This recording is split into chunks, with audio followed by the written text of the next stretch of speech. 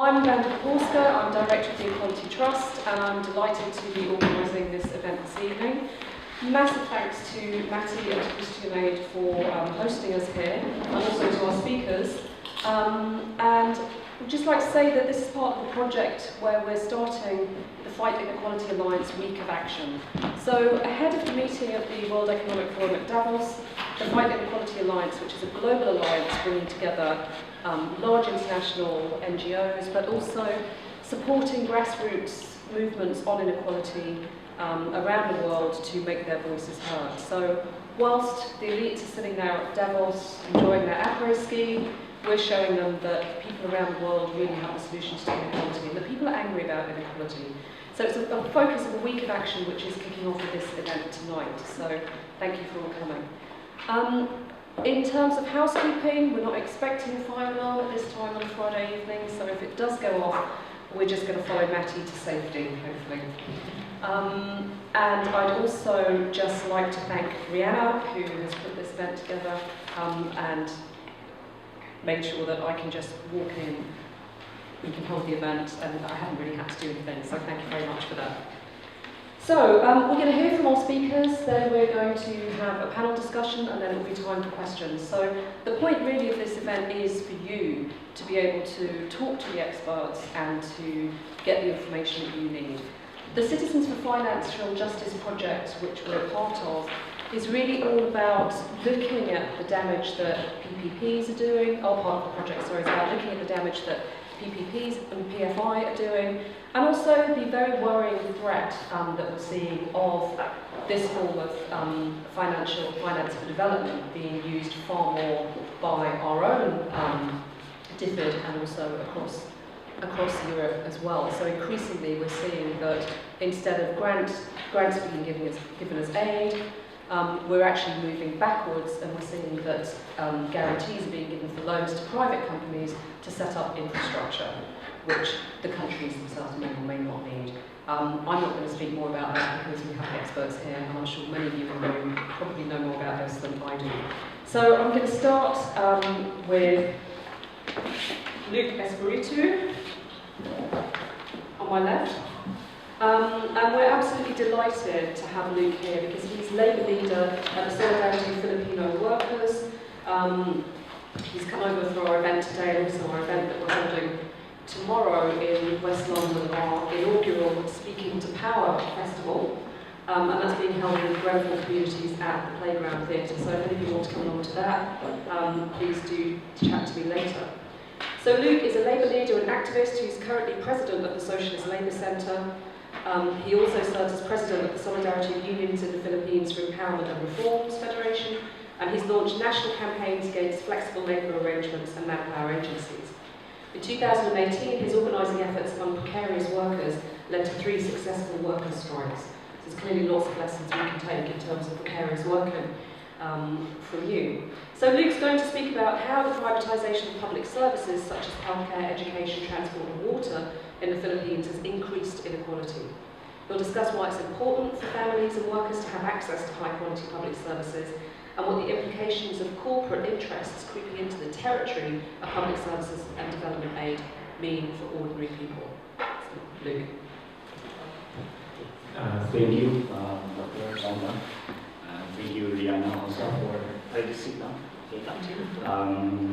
Thank you for the audience who came in order to listen to the talks here. I came all the way from across the globe, from the Philippines, and I'm very, very active in the labor movement, working among precarious workers. And precarious workers in our country are the majority, rather than those who have secure jobs, and they are paid less than those regular workers who have secure jobs.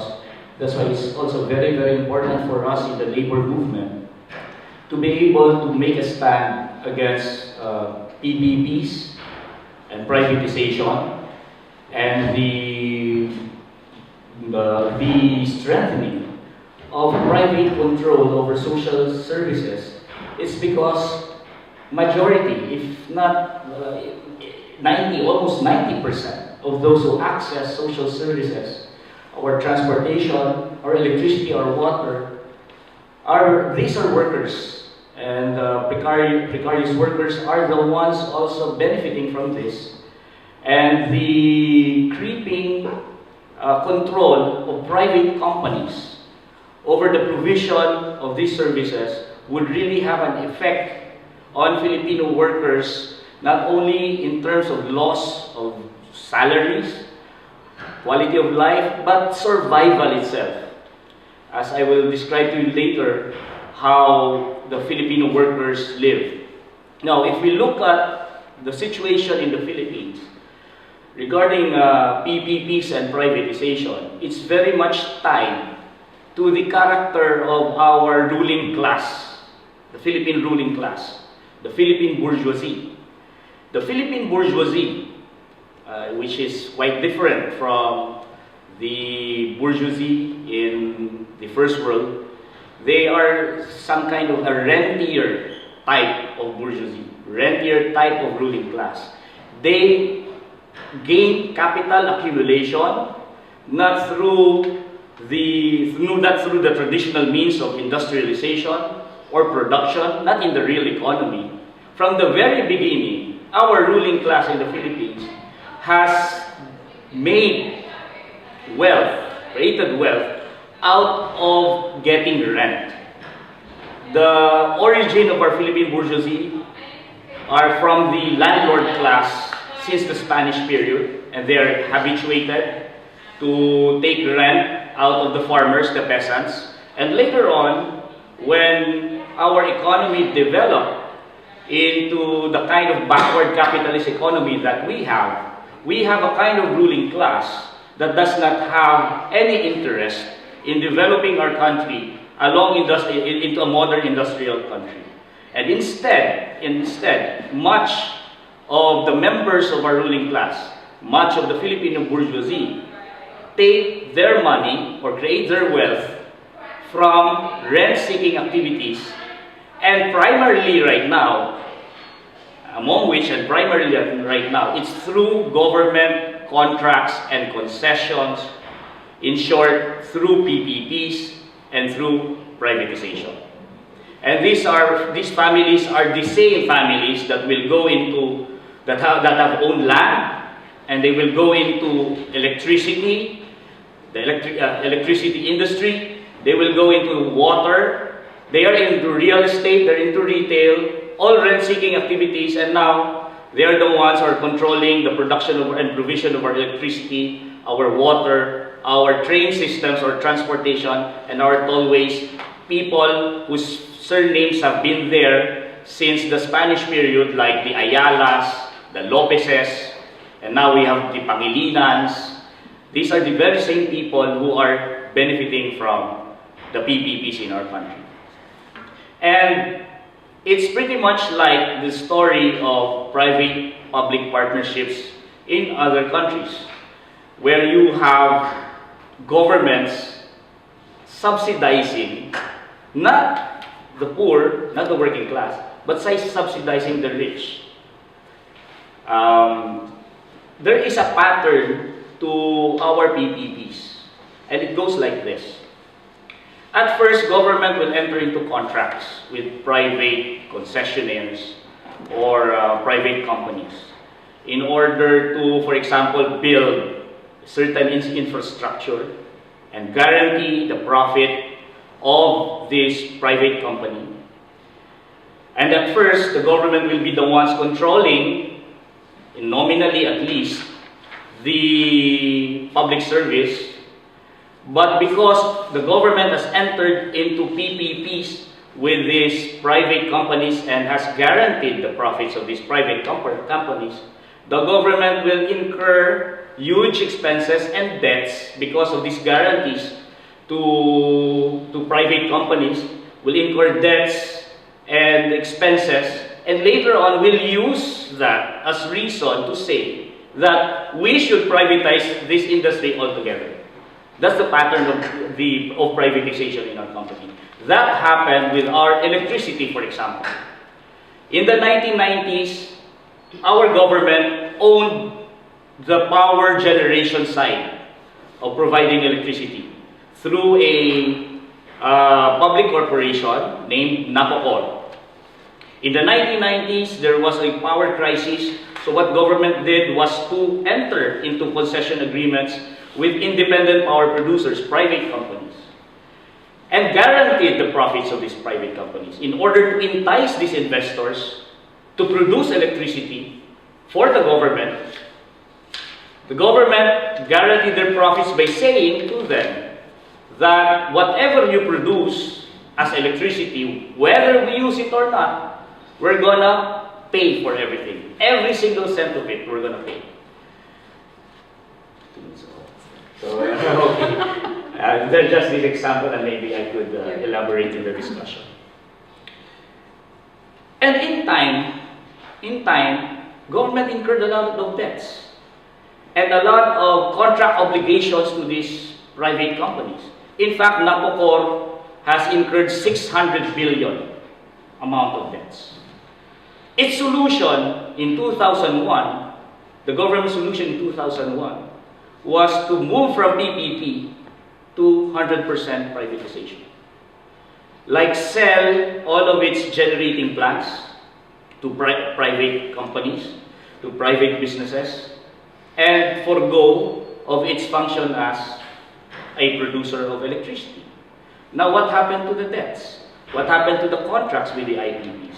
If you sell, for example, your interest in electricity generation in normal contractual terms, you would have also to sell your debts. That's the normal contractual relationship of a buyer and a seller. You buy something, you buy both the liability and the assets.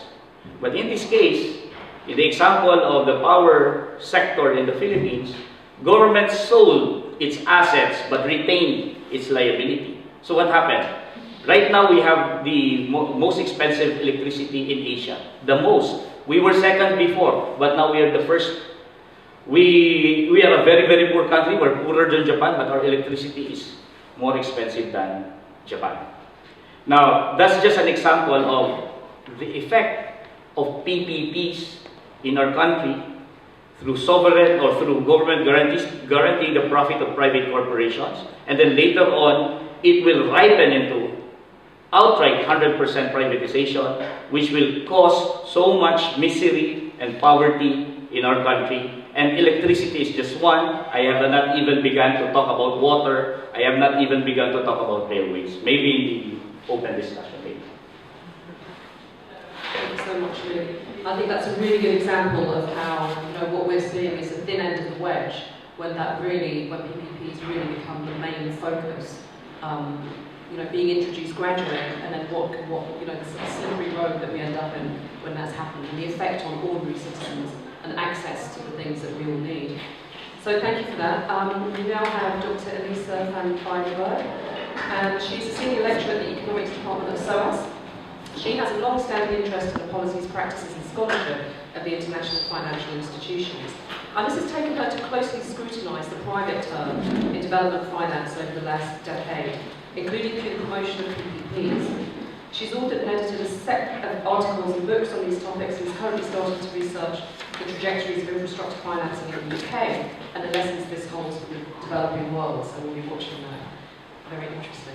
So she's going to explore questions such as why has there been a revival of PPPs, what does this mean, and what are the likely implications for development and for inequality.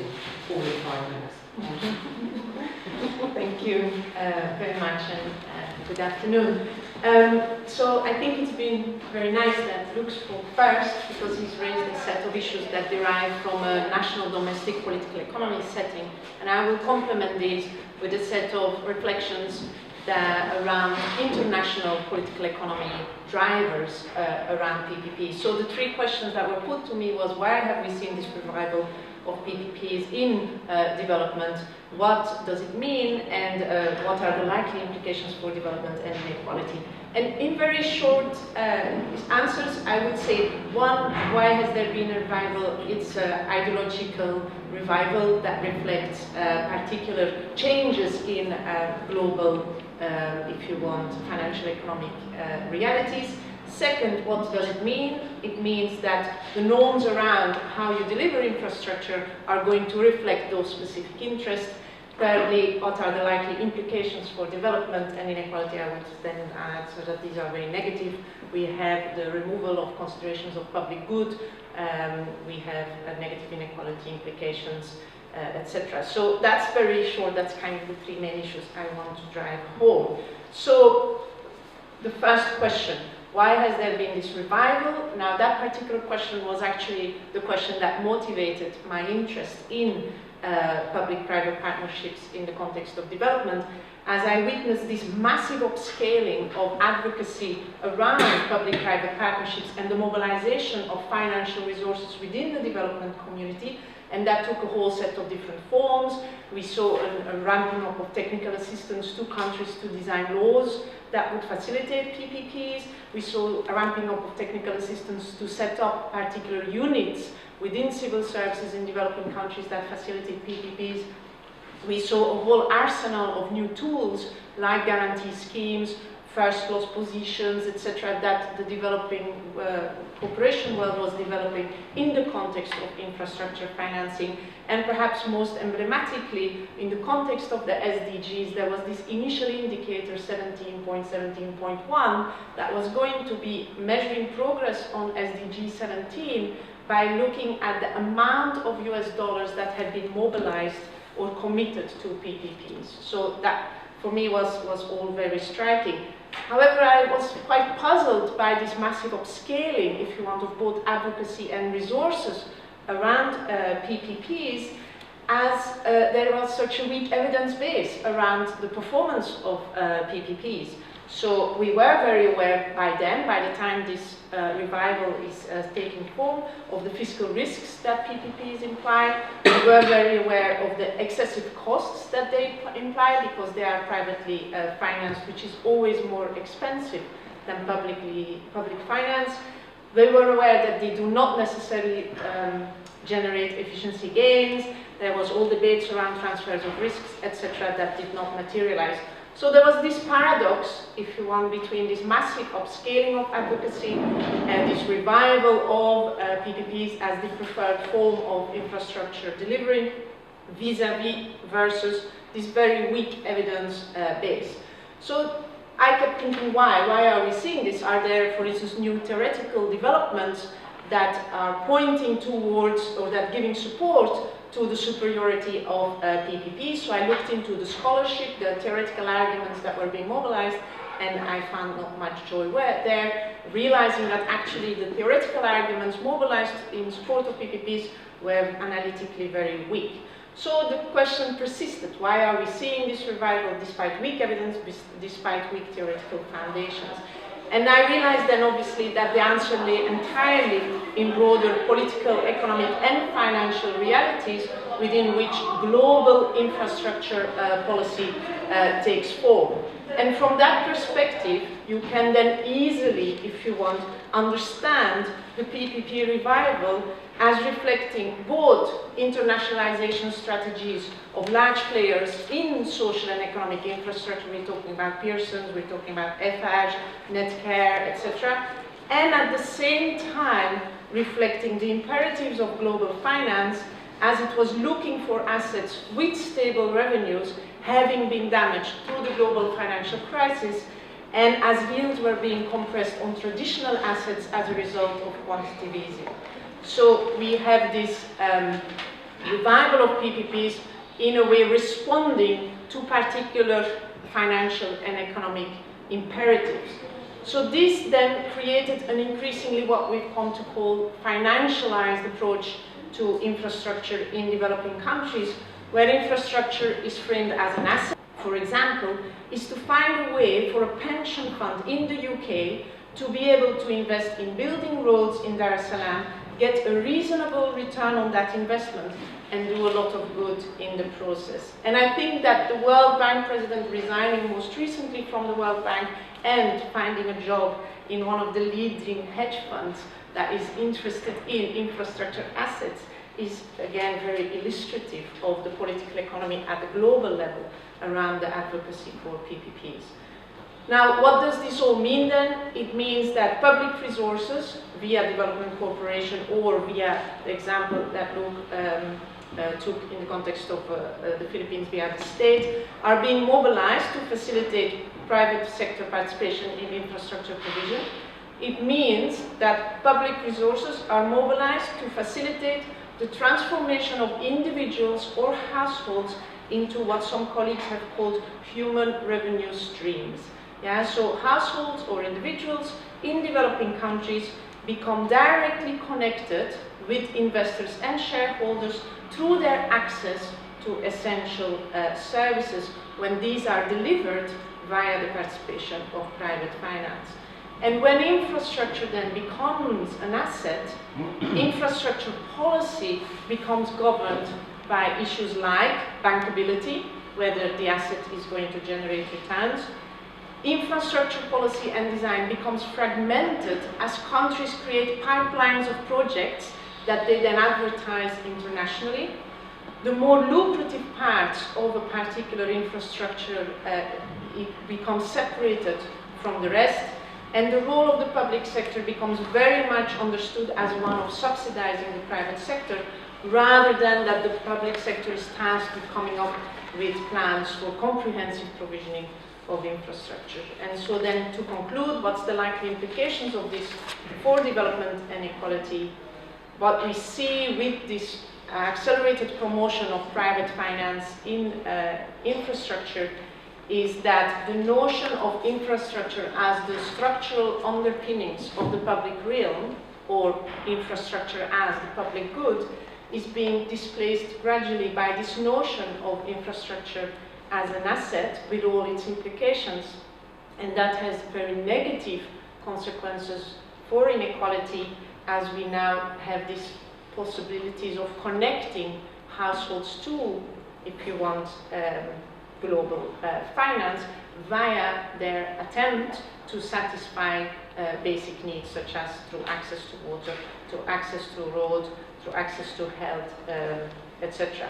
So perhaps that's my main comment. Thank you. And I think we all know about the disaster that was Carillion, that was responsible for so many hospital beds, so many school meals, and so many school places as well, that meant that the government had to step in to take up those contracts. Meanwhile, the CEO was still being paid a lot of money up until October of last year, and ordinary workers, of course, were just laid off with no access to their pensions either.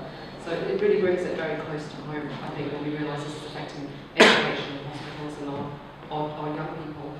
I'd now like to introduce David Hillman, who is Director at Stanhope Committee. He campaigned to ban landmines and drop the debt before working on new sources of finance for development, particularly the financial transactions tax. In 2010, he helped create the Robin Hood tax campaign, a network of more than 100 UK charities, trade unions, faith organisations and green groups, sparking Robin Hood campaigns in many countries, including across Europe and in the US. So we're delighted that he's going to be talking about some of the findings of a new paper that I believe isn't out yet, so we've had a sneak preview. And I'd like to welcome David. Thank you very much, Wanda. Cheers. Thank you everyone for joining on a Friday evening after a long week, no doubt. So I think what I'm going to talk about follows very logically on from what Wanda said. And I think that as well that as you can see there's quite a lot there. Blending a reality check is the main thing, because I think that's going to take a good 5 minutes, but I'll just fire along. I just wanted to say that the report that I'm talking about here is, we commissioned a report to look into whether billions to trillions made sense in its own business terms, whether you could really actually get that investment in. Whether there was enough, profit that you could actually make to do billions to trillions. That was the premise of what we were looking at, because in a way, if you could undermine that, you're undermining a priori to what's the present situation. So without further ado, let's have a look at this. So I want to really bang through the first bit, setting the scene, which takes back to 2015, the SDGs are agreed, 17 goals, 169 targets. Some of us who were there If you remember, that it was the international tax body was the big thing that was being discussed by the NGOs at the time.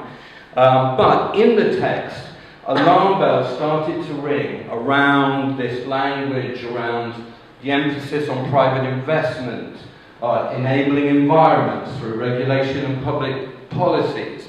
And the NGOs at the time were going, you know, I remember, you know, people responding from Eurodad on that particular point. So the billions to trillions argument, large funding gaps with present levels of ODA, essentially public finance is not going to cut it, and then, as you were saying, this sense of there's 80 trillion savings in OECD pension funds. This is how we're going to catalyse the billions to trillions. So, and then what sort of are what is used? What is used is risk guarantees, first loss risk guarantees, preferential return, cheap loans, technical assistance and support. So these are the tools that are being used. So, now, it's interesting, I unfortunately haven't read the report yet, but it's pretty clear that the paper is going to take this business perspective, and it's going to say, you know, blending can work. In certain circumstances, it can work. However, it makes a very strong case that the SDGs are not created equal. And there are not going to be the same returns in different areas. And in infrastructure, you can clearly see that there could be a return. Whether it's right or wrong is another question. But can there be return? There'll be more return than there would be for primary education, primary healthcare, and the like. And of course, when we look at it, the track record of PPPs, as we know, in the UK is appalling, and that the value for money argument is massively salient. Of course you are going to, via this rent, it means that you are going to pay vastly much more money for this project. So it comes down not to value for money, but as we can see, it comes down to ideology and to elites. Anyway, that's further political analysis. So then, the other point that I think is very clear as well is that SDGs, you know, a country like India is far more investable than a country that is fragile after conflict or whatever. So the ability to have organisations simply invest in these means that we do not have an even playing field with the SDGs. So I think that further than that, and a clear point that was made, is that blending can help turn a marginally unprofitable venture into a profitable one, but not fundamentally something that is doomed to failure into something that will succeed. And I think, crossing over to what Luke was talking about, this final point about the boundary between what is public and what is private is eroded. And that, as you can see from the situation of the Philippines, has been exploited massively. So, but actually, blending isn't going too well. There are too many facilities, they are staffed by people with zero experience, and there's many examples of distortions with excessive subsidies. And I'm just going to read an extract to you, which is an example from Zambia about the solar power example. An otherwise worthwhile off-grid solar power project in Zambia received a big injection of subsidised blending, which allowed it to offer power very cheaply in a move that was celebrated in headlines. But this non-market subsidised tariff now sets the benchmark expectations for what similar projects in the same country and elsewhere should charge for power, squeezing out non-subsidised projects from the local market because they can't compete. It thwarts potential investments in other countries because the expectations of power purchasers and the actual non-subsidised cost of producing power cannot be matched. In short, this one single investment with excessive public subsidy has distorted the entire market. So this is and it's very frustrating, I've got the actual report. But I feel that there is a lot that we will get from this. A couple of other observations that I have from the report. Another parallel development is the increasing use of multiple blending facilities by investors. A structure we looked at had 5 different sources of public subsidy for private investors. And the final one I wanted to raise is the way many are set up, there is a pressure to meet quantitative targets. So there is a pressure to commit to deals before year end, which has increasingly led to competition on the terms being offered.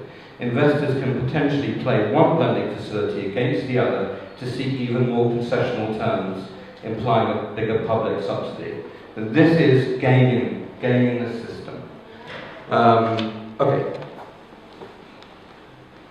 So on this slide, I just want to concentrate on the sense that we're talking about soft money, and that profit-driven actors are going to do everything they can to create a risk-free investment. So investors will ask for risk mitigation in everything they commit to. The project developers ask for technical assistance, preferential terms, and development rounds. So, and as we were seeing, this can lead, as we were talking with the Zambia example, to counterproductive, to this being counterproductive. And ultimately, as the third point says, it can end up undermining the very thing that you're trying to do. It could in fact defeat the idea of billions to trillions. If the market itself, if markets themselves are undermined by excessive subsidy. And what was interesting going into this was I was, as I said, looking at the fact that maybe it just didn't stack up. You couldn't bring in the investment from the private side to do billions to trillions because it just wasn't, there was no business way that you could do it. You couldn't make the money. So it was a false premise.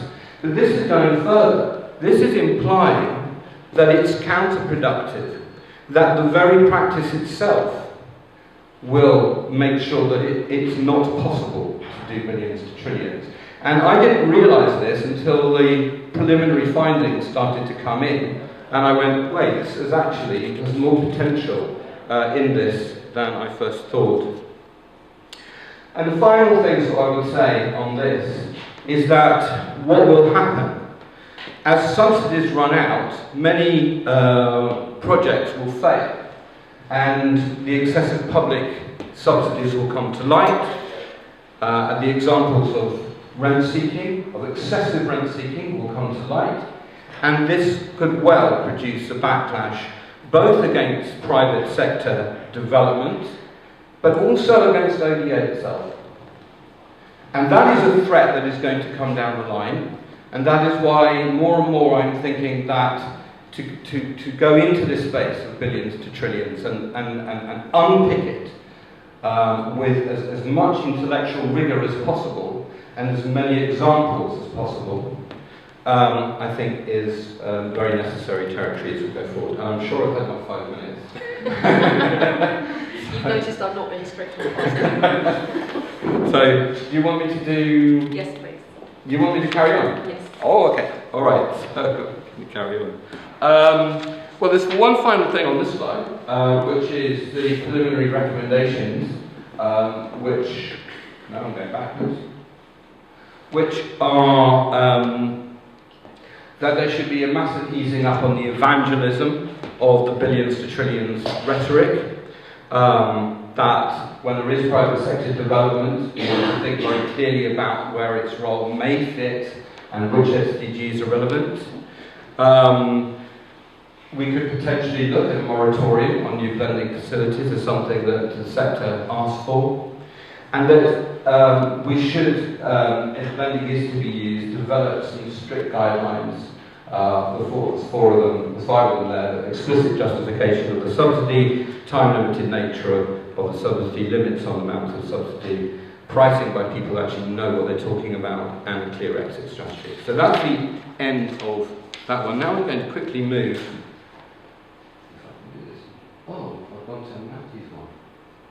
Oh, solidarity, no, it's here. Right. Just Friday afternoon, clearly. And I haven't had a drink, that's probably why I just need a drink. Okay, now jumping to a completely different way of looking at it, and that is how do you boost overseas official development assistance? And one of the areas that we most know about is to tax globalized activity, be it aviation, be it finance, be it now we're looking at fossil fuels, to create substantial funds that can be used for global public goods. Now, we are probably massively against the grain right now. You know, this is very much Keynesian, redistributive economics, and we are in kind of hyper neoliberal domain right now. However, it will only take, you know, or it could just be, you know, another financial crash or something, or various different things that can move the pendulum. So these are ways in which you can create very large amounts of money. Now, the pilot project for this was something called Unitate. It was an air passenger duty. It was just €1 on domestic flights in Europe. This particular initiative has now raised more than €3 billion. We were part of the think tank, if you like, that helped influence the French government to do it. And that money goes to the global public good of health, and it goes to HIV, AIDS, TB, and malaria treatments. I suppose it's a pun, but it's a pilot project. The aviation tax is a pilot project. Sorry, I didn't realise that. It's Friday. So, but it's a pilot project for what? It's a pilot project for something like the financial transaction tax, better known as the Robin Hood tax, that we've worked on for many a long year. And that is taxing the richest market in the world. And if you look at it, it's about skimming that market to redistribute that money against global public goods. And the best example of that, although we have made successes in terms of taxing stocks and in terms of, well, mainly in tax of equities, although there's many FTTs out there on bonds and various different things. But the absolute prize is foreign exchange. And although the progress has taken place in Europe, it's not on foreign exchange, it's on other assets, foreign exchange still remains the prize. And there's a big logic to that. I mean, this is obviously a foreign, it is an international activity when you are transferring money. And the idea that this is the richest market in the world and could be skimmed. Let me give you an example of how big it is for a second. This is using figures that are probably out of date. The size of the foreign exchange market now is equivalent to a pile of $100 bills that stretches from the surface of the Earth to the surface of the Moon and back to the Earth again. And all we're saying is that a small proportion of that huge amount of money should go from the winners of globalization to those that have been left behind. You see, what's wrong with that? Why hasn't that been done? Because that's not the political landscape in which we live right now. But anyway, that's the potential of things like the financial transaction tax, and we've done the technical work, and many governments have, in fact, implemented it. I will probably leave the climate damages tax to the next two questions, but that is taxing big oil. Thank you very much for listening.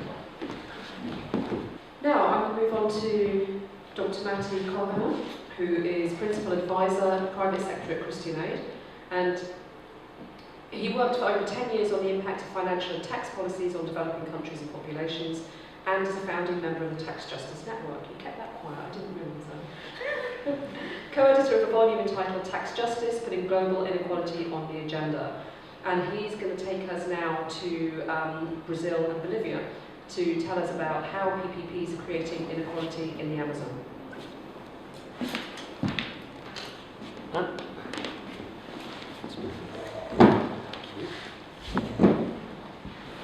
Thank you, Banda.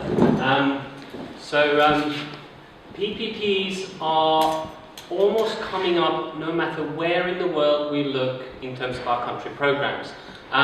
So because public and so private financing for either health, or education, or building roads, ports, hydroelectric dams, solar power.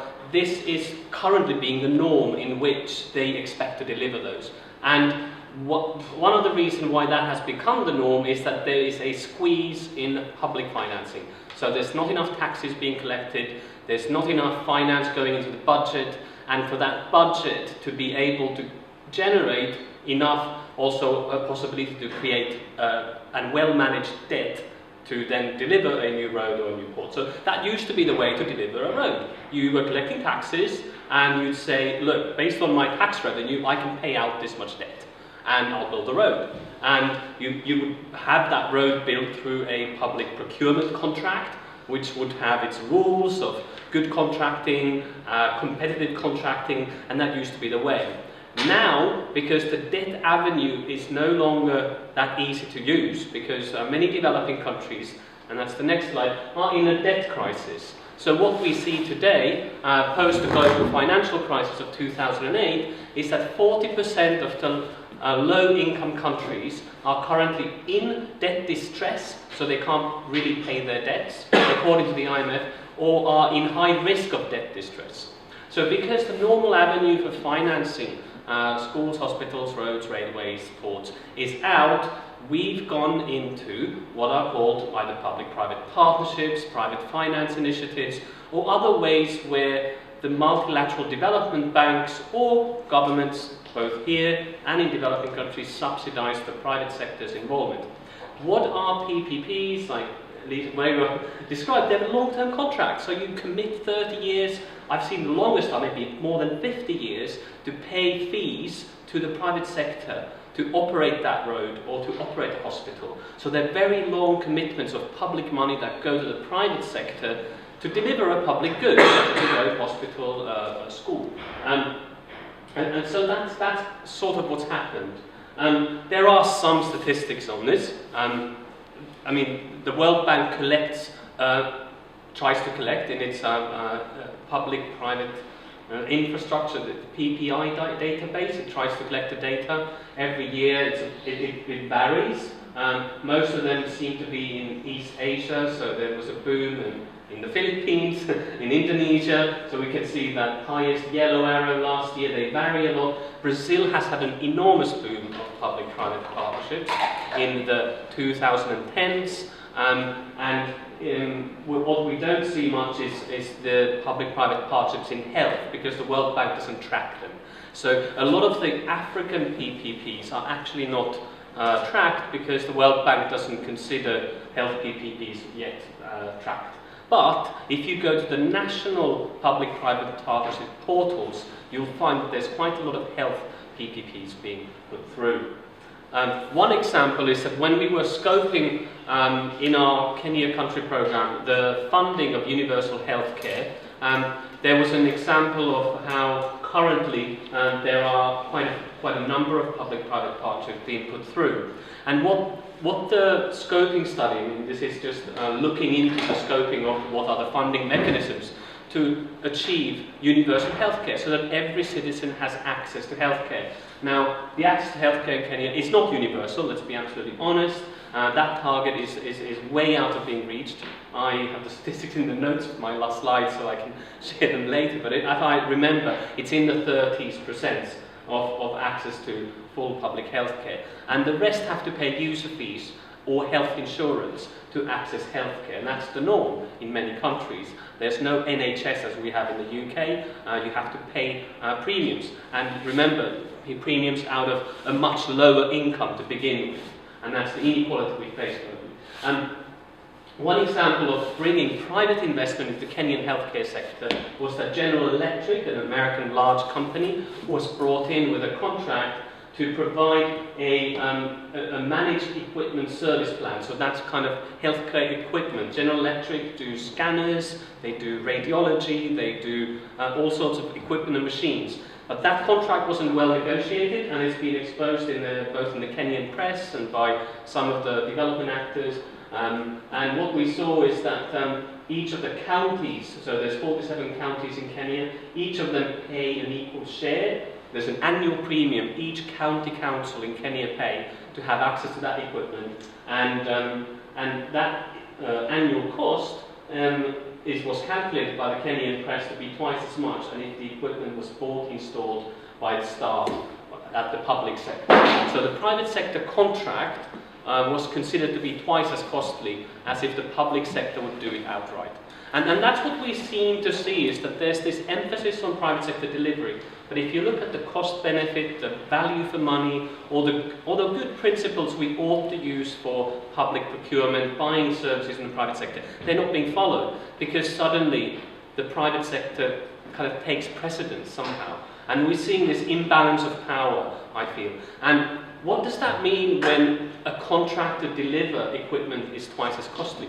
Well, it was said that some of the hospitals don't have proper running water, some of the maintenances in the hospitals are not done. So it impacts on the basic delivery of health when one contract for the scanners is too high. So we're seeing these examples from across the board. This isn't by any means the most grotesque example. This happens, this is kind of the norm rather than the worst example. There are much worse examples. I took this as more of a representative sample rather than the worst case scenario. The worst case scenario is that one single hospital in Lesotho took half of the healthcare budget of Lesotho, but that was a one-off. This is kind of more the norm. And we're scoping, both how does the private and the public sector is able to provide universal healthcare in many of our country programs. Another country that we're looking at, same issue, is Nigeria, where this same issue is very much an active question. I'll go to Brazil next. Our Brazil country team is looking very carefully at the impact of mega projects. Now, mega projects, what does that mean? That means large-scale mining, that means large hydroelectric dams to provide electricity for the growing economy, or that means other very large projects. It would be a road through the Amazon. In Brazil, we've seen, this is from the database from the World Bank, there's one balloon that sits absolutely as an outline of where public-private partnerships are being done, and that's the electricity provision. And there's $200 billion that have been invested in public-private partnerships in Brazil over the last, I believe it's 15 years that the database goes back. So that's an enormous amount of investment in energy. Yes, Brazil needs energy, but does it need large hydro dams? Remember, large hydro dams are quite unpopular. This is a protest from the state of Roraima in the Amazon region of Brazil, and it says the price of light is a robbery. So not only are the people being displaced when a large hydro dam is being put in place, but also the price of electricity, because of private sector participation, as we heard in the Philippines, is very high. They see that their electricity bills soar when the private sector is given that long-term contract. Remember, over 200 billion of electricity contracts to the private sector. The price of electricity soars. Now, yes, they need electricity, but if that electricity is unaffordable, they won't even turn their lights on. And that was why you were supposed to have electricity, so that you could, have a refrigerator, you could, study at evenings, and you could do everything that electricity enables you. One of our partners in Brazil, Unitas, they're based in Bolivia, sorry. It has mapped 9 different case studies across the Latin American region of mega projects and people affected, especially by dams. There's a movement in Brazil of Movimento Afetado das Barragens, MAB, movement of people affected by dams. And can you believe that there has to be a movement of people affected by dams? It is such a social concern. It's as if, it's like the housing movement here. We need social housing here in the UK. In Brazil, people have to mobilize to stop dams. So they, in their document, looked at what could be done about some of the large hydroelectric dams. And what they really found out is that local populations are not being consulted when the dams are being put in place, and the contracts are not favourable for the provision that they're supposed to provide. I had a video, okay, I don't have it here. But what I wanted to say is that in terms of inequality and the impact on inequality, we see a very differentiated impact. Some of the populations who are displaced in Brazil are indigenous populations. Now, if you remember what happened last year in Brazil with the election of Bolsonaro as the president, he said that he would open the Amazon up for greater investment and for greater, and also dismantling some of the rights of indigenous people in Brazil who have, over the last decades, gained greater rights to the lands that they have been inhabiting for centuries. And that is also under threat. It isn't necessarily the PPP contract that puts it under the threat, but it's part of a much broader movement for opening up areas for economic development and for private sector investment without the accountability, without the safeguards, without the human rights measures that ought to be in place when the private sector is in contact with local communities. Thank you. Okay, thank you, Betty. And I think it's this idea of mobilisation. You know, I think we should be probably thinking about the mobilisation for those affected by Brexit in a few months' time. But on a serious note, you know, the point of the Fight Inequality Alliance is that this is a mobilisation for people who are affected by inequality, and let's face it, we are all affected by inequality. Inequality damages all of us, whether we're rich or poor. So this is why countries and organisations are coming together, particularly in this week of action. Now, I have abused my position as chair quite a lot already. I'm going to further abuse it by opening up to questions, because I think you've all been very patient. We have experts here, and I'm sure that there will be questions coming from the audience. Shall we maybe I'll introduce myself as well?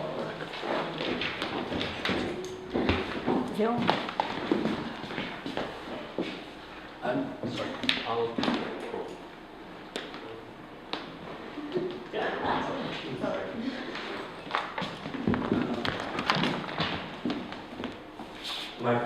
I'm Luis, the president of this project. Thanks for organizing this very interesting discussion. Thanks for the presentation.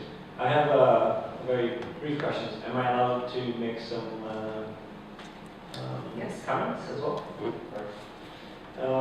I do have a question also. But I'd like to, I don't know, the discussion has stimulated me to make a few comments since we at the Redwood Project follow this issue quite closely. So maybe if I can contribute with some thoughts, if you don't mind. You know, what Elisa said around why now and why the impetus on the private sector and PPPs. I mean, to my mind, is really a very linear continuation of the post-Washington consensus. You know, where I think now the state has been given a role, you know, which wasn't necessarily the case in the Washington consensus. But now the role of the state is to, you know, support private sector-led growth, and then to be there to create an enabling environment. So to me, this is totally consistent. It just has reframed the role of the state in terms of, which I'm not saying that contradicts what you're saying, but that's how, thinking of how the World Bank, for example, which is the institution which we focus thinks about, that's what they do with legislative changes and, you know, supporting tax policies that support the private sector. I also was very interested in what Elisa said around the impact of this type of setup for infrastructure, in terms of infrastructure governance for developing countries. You know, the SDGs actually mentioned the fact that we should be focusing on transformational infrastructure. And this kind of model where you're driven by the whims and desires and investment prior to the private sector, I'd say undermines the capacity of states to develop an infrastructure plan that supports transformative growth. And I think that links in to Luke's point around, you know, the need to provide, only through transformative growth can you provide good, sustainable, high-paying jobs that then have an impact on the local economic production that then generate the tax revenues. You know, so I think it's really, I'm trying to make a distinction between a seemingly disconnected things, because I think they're very much connected. And then, I know I'm speaking quite a lot, but my last point is that one of the things that I think is also not talked about very often is, because these contracts are complex, and because in many countries you have a lack of local capacity, I think these type of processes and setup also disadvantage local companies and providers who are unable to compete for or bid for these projects. So I think you're disadvantaging local systems through a variety of means. And then I do have a question for you, which is, you know, one of the arguments that people, particularly in sub-Saharan Africa and some of the Pacific countries bring up, is there are cases where the government actually truly does lack the capacity to design, manage, and implement some of these projects. And so people, you talk to some finance ministers and say, yes, I hear what you're saying in general, that, about taking long-term liabilities, but right now we don't have the capacity or the means to do this and we're under pressure to improve infrastructure. So, it's worth considering how we respond to those concerns. Thank you. Thanks. I'm going to take a couple of questions at a time and then come back to the panel if that's okay. Those all at the back.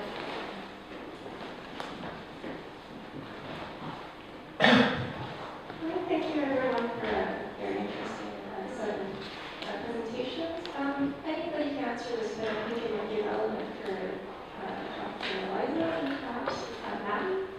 I'm a postdoc researcher who looks at financial architecture of particularly hydro-dam projects in Myanmar, Ghana, and Laos. What I've noticed, and I think what I find disconcerting, and I hope maybe this is more of a support group that might give me some answers, is that I think the reality of the situation at the moment for developing countries, least developed countries, is a serious rock and hard place, because on the one hand,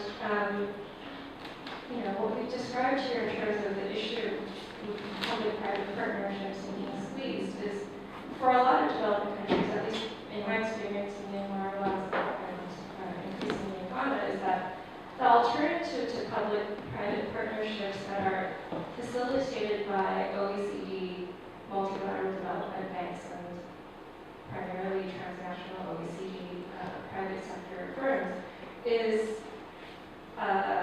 resource collateralized loans and bilateral negotiations with, for example, emerging countries like China, Korea, Gulf states, right? So it's in terms of if you're a developing country minister at the moment, you're basically negotiating between, PPPs with the OECD consortiums and this structure, or much more opaque and cross-sector.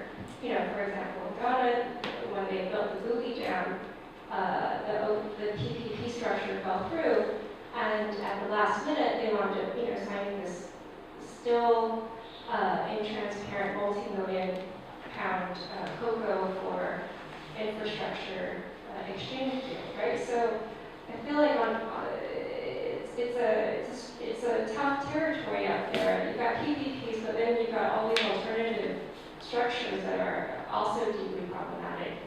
And I guess on the second issue would be the fact of the matter in terms of global capital liquidity at the moment is that national development banks and other private actors, there's an article in the special issue of Development and Change that just came out this week, where national development banks and private sector agents are, capitalized, over 50-fold than your regular. We talk about the World Bank and the ADB and all these banks, but actually they operate with much less capital than what's actually sloshing around in the world. Yeah, I'm interested in a couple of things. So the first one is looking at the hypocrisy, for want of a better term, of countries like the United Kingdom, where the legacy of PFI, which is essentially public-private partnership in some financial form in the health sector in the UK, is being unpicked at the moment, and we're seeing even some moves to roll back some of the changes from legislation that enabled that to happen in the first place.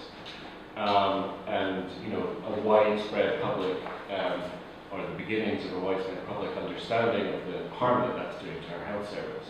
And yet, at the same time, the UK continuing to promote PPP and its external engagements and doing all the things that you were mentioning, like supporting technical assistance to draft the laws and establish these units and brokering the contracts and all the rest of it. So that hypocrisy is the first point, and I wonder if any of you want to speak about that. The second point is the kinds of strategies that you think are being or could be successful to combat them. And I think about the lack of transparency of these deals, because it's not like the many of them. So the Kenya example, for example, we are working on at the moment. The medical equipment leasing, and General Electric and Philips and other companies brokering contracts with the President, not the Minister of Health, not on a transparent basis, behind closed doors, that then have an impact on the health budgets at county levels.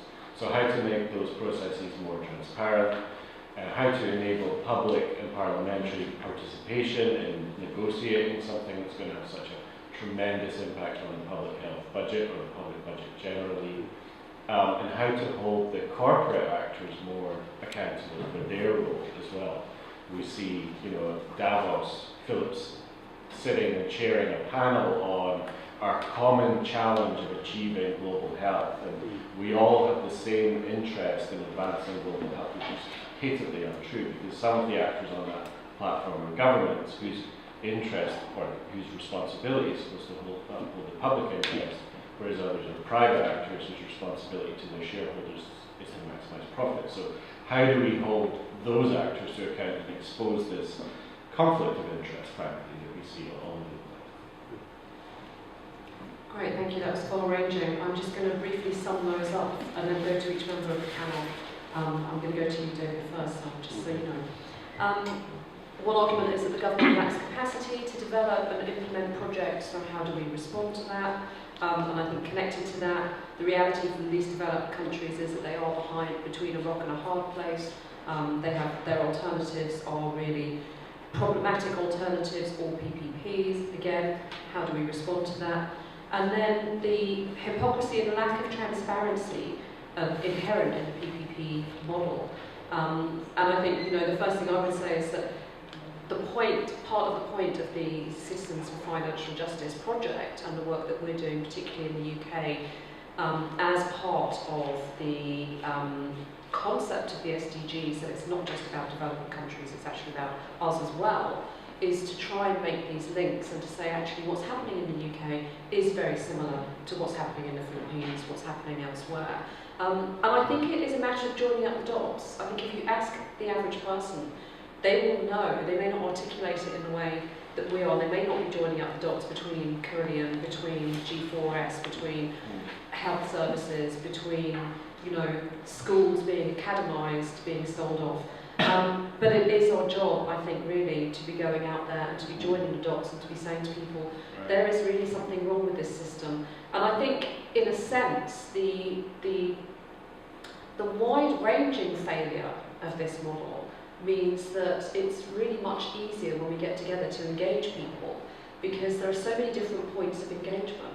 So it might be that people are annoyed because they're trying to commute from Brighton on train service and it's just not working for them. Or it may be about public health, or it may be about schools. So there's an entry point, because unfortunately this has infiltrated every level of our society.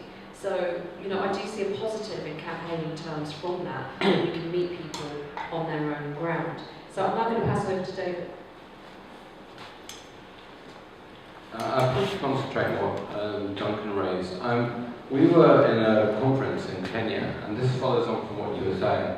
And I was talking to the taxi driver. I think if people travel abroad, the best way to get intel is talking to the cab drivers. And I said, so when you were talking about health provision, what happened when his little boy cut himself, and he said, oh, I take him to a private facility, and I said, well, why don't you take him to a public hospital? He said, it's dirty, it's they don't even have gloves sometimes, and it's just, and I said, well, what happened when you were a boy? And he went, oh no, we went to the hospital. Yeah, it was fine then. And this is a slippery slope. This has been constant underinvestment in the public provision to the point where the citizens start to go, I can't use that anymore, and it's a slippery slope, and it could happen. It could happen anywhere. Don't think everything is locked in. It can happen anywhere. So, in terms of how we should use that PFI has failed, that Carillion is an extraordinary example that loads of people get of really ridiculously expensive exploitation of the public resources of our taxpayers' money, and that the scandal, that we now export that as the way in which public services were paid abroad. I think it is a scandal, and we have to make the most of it for the very reasons that Wanda was saying. And in terms of what you actually do in Kenya, when we have government that are committed to trying to do PPPs and are underfunding deliberately public service, especially in health. I mean, one of the ideas that came up in the forum, this excellent forum we were at, was that you need to have a push from citizens to say, to demand that a percentage proportion of what is out there is public provision. We realised that it would be impossible under these circumstances for them to go, no, you should be doing public, that's it. But surely it's possible to draw a line in the sand and go that your popularity is based on the fact that you do fund to an extent public provision and try and push back this pendulum. But it is strategies. I think the strategies have to come from the civil society there, who they're the ones who will know what's possible and not possible.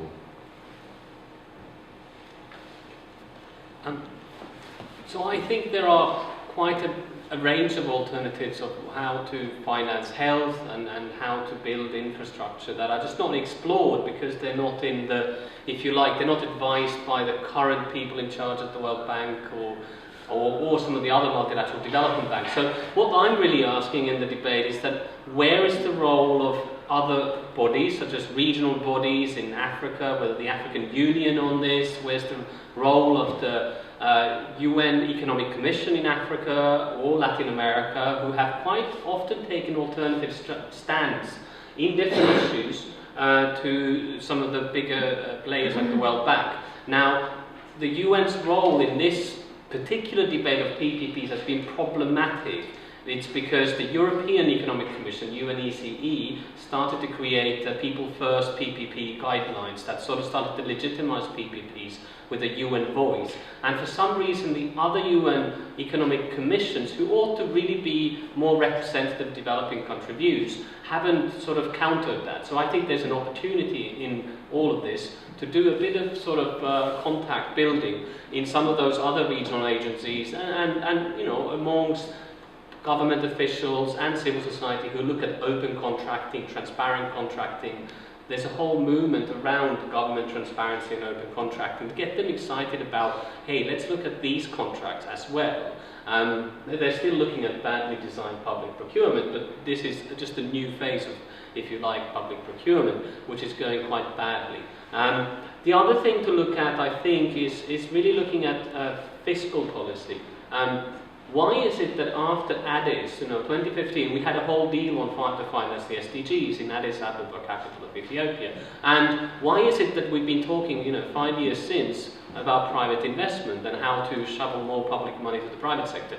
We should be talking about how to tax those who have gained most from globalization, how to tax corporates, how to make sure that corporates can't dodge taxes. That's corporate tax dodging is estimated by the IMF to be 200 billion. Independent analysis will put that at double.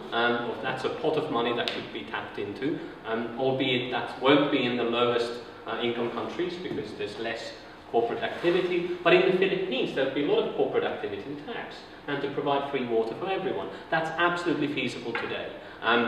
Also, what could be absolutely feasible is to look at how you spend the budget, how you spend. So once you collect taxes from those who can pay, how do you spend that the best? So I'm increasingly interested in looking at fiscal decentralization. So how do you make sure that the central government doesn't have the powers to spend all the money? Because that tends to go to military spending and all sorts of other nonsense. But what you really should be looking at the levels of government who have the responsibility to provide health and education.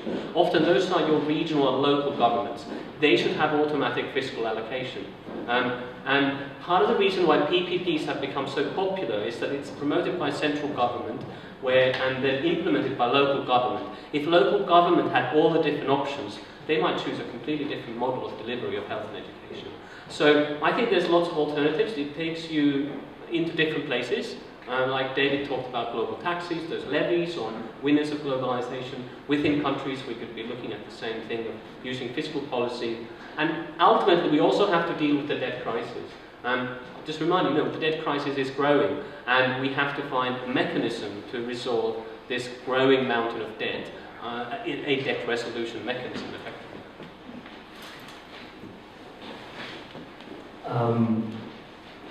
The question is, for me, who is more capable of creating revenue and who can harness all the forces available in a country in order to put up projects that will benefit the people. Like for example, in our country, we don't have any reliable railway system. That's why the traffic in Manila is terrible. You know what we are saying there back in the Philippines? Only if the government invested in public railways. Only if. But the problem is the government did not. Railways, we don't see private corporations going to invest in that. Even if it would have been profitable. In the 1960s, 70s, 80s, no one has invested. No private company has told the government, hey, we don't have railways here, we'll build railways here. No, it's the government is the only one that has capability to bring in revenues, gather revenues, use its power in order to harness forces that will create this public infrastructure. And the reason why we have these private corporations coming now is because government has already built. They're building upon what has been built by government. Like for example, I can understand why, for example, our tollways will be privatized. I can't understand it. It's the government to build the roads, government to use taxes to build the roads, widen the highways, and then you give it to a private company just to manage. And for what? That's just managing a tollway. But that's what our government did in the Philippines. They built the road using tax money and yet gave it to a private company to operate. What's the purpose of that? That's why the solution here is for governments to put people first rather than private corporations. It has more capacity than private corporations. It must prioritize giving service, and it must not treat this service as a business in order to make profit or in order to make money. It should treat this as human investment on its people. Thank you. Okay, to pick up on a few issues that were raised and to try to complement what's already been said. There was the issue Luis raised on capacity, and we hear this a lot. What if there is no capacity? You build it, and if the capacity is not there, we know from the experience in the UK that dealing with the very complex issues that public-private partnerships or any form of private finance imply, these kind of models should not be implemented in the context of weak capacity. The National Audit Office in this country has made this point many times over, that it takes very kind of strong skills to be able to manage very crafty, if you want, partners once you engage through public-private partnership. So I think there is really an argument for building capacity. And I think it's a bit easy for multilateral development banks to come today and say there is no capacity. What have you been doing? I mean, you are responsible if that capacity does not exist via your structure adjustment programs, etc., etc. So that's one.